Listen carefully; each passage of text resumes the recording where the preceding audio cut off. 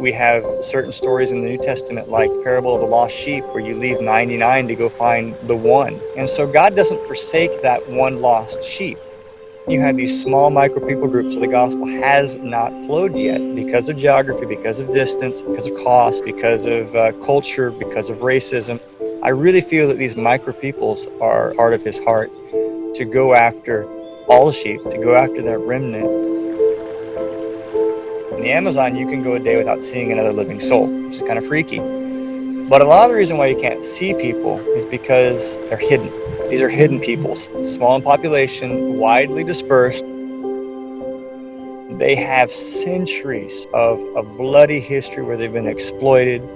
They're animists. They believe in spirits. When you live that way, you tend to be dominated by fear. I see marginalized people. I see forgotten people. I see invisible people that are in desperate need of the gospel.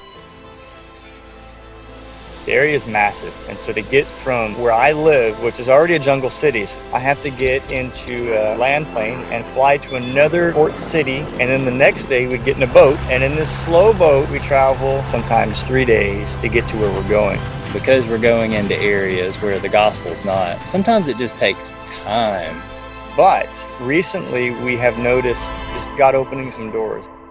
God has been working to send out missionaries, indigenous men and women, where there's no evangelical presence. A well-trained and called indigenous man will be much more effective. They tend to be able to get into hard-to-reach areas without government restrictions. You have fewer language limitations. A lot of my work is training them. So if I want to teach an indigenous man how to do storying, he has to see me do it first. Then after a while of walking alongside, he's very capable at that point. One partner in particular, he wants to go work with a group that has killed outsiders that have walked in. He's like, I don't care. God sent me to go do it. And this is such a 180 from most indigenous culture that you have to look at him and say, God brought this change to this man.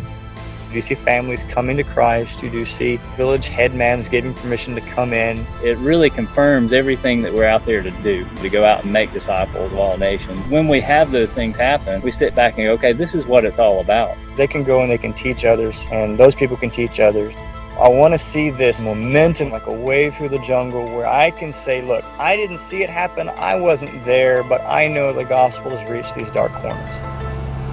When supporters of the Lottie Moon Christmas offering gives, it allows us to do things like buy an outboard motor that gets us upriver, to get equipment that we need to help us stay out there in the jungle. I've been supported by Lottie Moon. Y'all's generosity is a luxury that I never want to take for granted. So I want to say thank you for that. God is faithful in the hard times as he is in the good times, and our mandate doesn't change.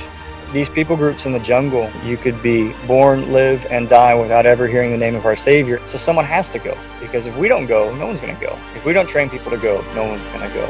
It's worth it.